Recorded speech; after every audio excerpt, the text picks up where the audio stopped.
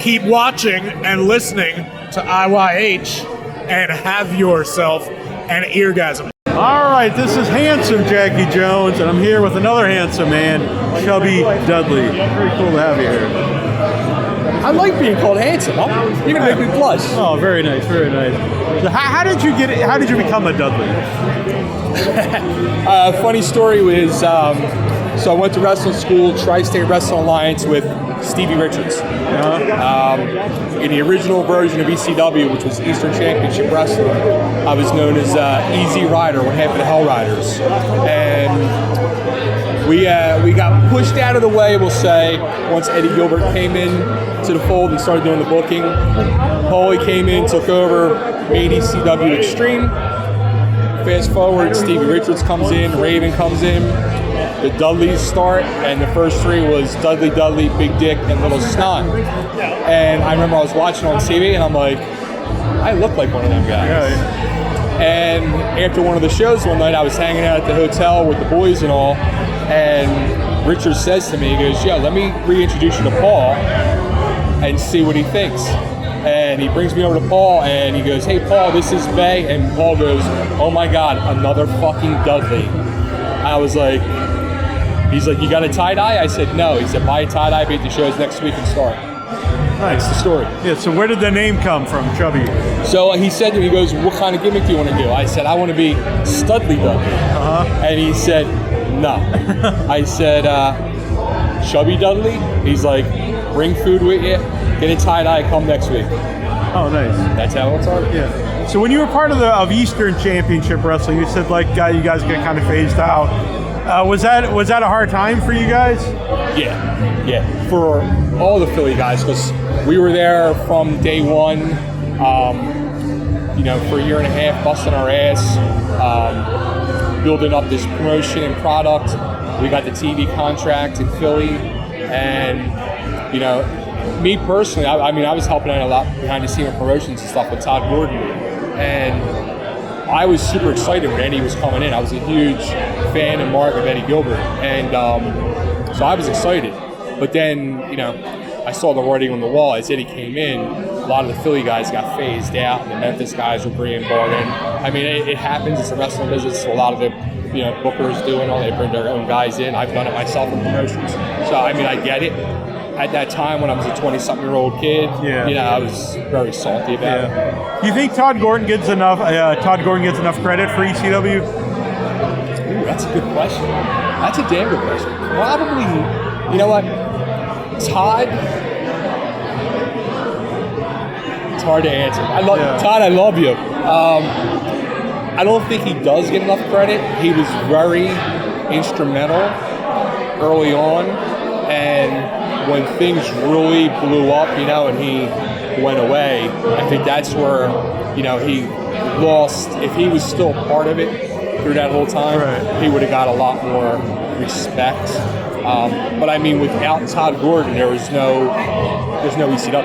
Yeah. So, what was Todd like? Because I've seen some videos with him and Too Cold Scorpio, and they're telling stories that I did not expect to hear about Todd Gordon. It's funny.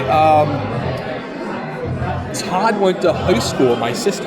Oh, really? And so when I was getting involved with wrestling and the whole ECW thing, she would come out to the shows and support me. And when I mentioned his name one time, she's like, "Todd Gordon."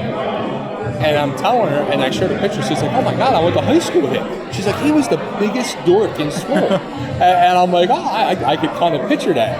But, it's funny. Todd, once he got around the wrestling business, he's a businessman. He was like the nerdy, successful businessman who got involved in the wrestling business. And at first he was not one of the boys, but he truly became one of the boys. Yeah. So was that a wild time for you, ECW, once it became Extreme? And it was amazing. It was magic.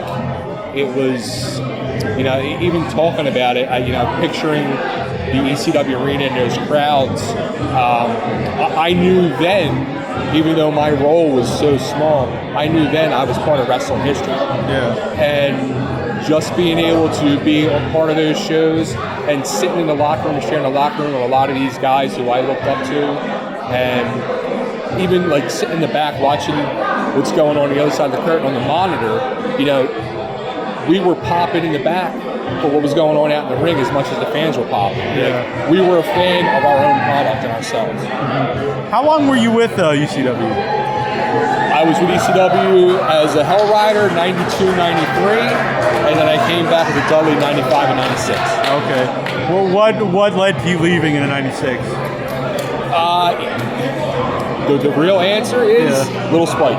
Oh, really? Yeah, nothing against Spike, nothing on a personal level. When I came in, I was hoping to work matches and stuff.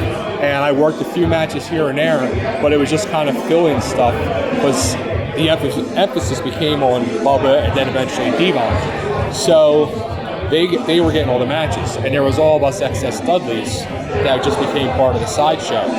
And when Spike came in, you know, he was instantly getting matches. Yeah. And I saw the writing on the wall. I was like, you know what, like, I could stay here and be part of the sideshow and have fun. Don't get me wrong, I had a freaking blast. I got so much exposure. But at the time, too, I was getting ready to start settling down, start a family and stuff. And I was just like, you know what, I think it's time for me to step away, and that's what I did. Yeah. Well, how about the other Dudleys? What were all the other Dudleys like? Bubba Ray and Devon and Big Dick? You know what, they were all amazing. They truly were. I know sometimes they got bad raps over the years for, you know, especially like Bubba, like doing his gimmick and stuff like that. I always had a blast, whether it was in the locker room, the ring, hotel, partying afterwards, whatever. With all. We truly became like a band of brothers. I see Joel Gert. Well, I talked to Joel Gertner was over there. I love Joel Gertner. Yeah, I did too. A huge fan of Joel Gertner. Which I probably kind of came off as a fanboy to Joel, but I'm a huge fan of Joel Gertner. I'll tell you what, I have told them this. I could sit and watch, you know, people have done these like YouTube like compilations of Joel Gertner. Yeah. I could sit and watch them 24 hours a day and still laugh my ass off the whole time. Yeah, it's amazing, and I don't think anyone's ever even came close to that since. You probably couldn't do it today, for one thing. But you know what's amazing about Joel? I mean, he was a guy who was around in the locker room, you know, waiting for a little spot, then became like a ring announcer, and all of a sudden, out of nowhere, came this freaking character, and everybody was just like, what? Yeah. I remember when he was just a pretty, like a clean cut, like a normal looking ring announcer. Yeah. And then years later, you know, it's slowly progressed into, you know, just into the Joel Gertner we see today. And I love his jacket. I'm going to steal his jacket one day. I always tell him that. Yeah. I just got to lose more weight to try to fit in. I lost under 10 pounds since November, so I'm very excited about that. So what are you doing currently? I just got back involved in the world of professional wrestling after 16 years. I've stayed away from it for a long time. Last year, I used to run a wrestling promotion in Philly called Liberty All-Star Wrestling, and my old business partner restarted the promotion a couple years ago. He asked me last year if I wanted to become their commentator, and I didn't. I like kicking and screaming. I'm like, no. And a few other and him, they all talked me into coming back, so I started coming back, and people started hitting me up to do interviews, and then people started hitting me up to do conventions and stuff. So I'm like, you know what? Like, I can do this stuff. It's fun. Yeah. So do you use the name? Do you use Chubby Dudley or Ray Ragney as a? Bay Ragney. I'm sorry. Bay Ragney. I use either or. Yeah. I mean for the commentary and stuff. Bay Ragney. Yeah. Bay Ragney, formerly known as Chubby Dudley. All right, that's pretty cool. It's good to talk to you. Can people follow you online? Absolutely. Look for me, Bay Ragney or Chubby Dudley, Facebook, Instagram, Twitter. I also do a podcast called Totally Driven Radio. Do the same. Look for us on Facebook, Instagram, and Twitter. All right, cool. I'm gonna add you as a friend on there. Absolutely. Hopefully you'll accept. Of course. I've got you on videos. Thanks, man. I really appreciate it. Dude, absolutely. Yeah.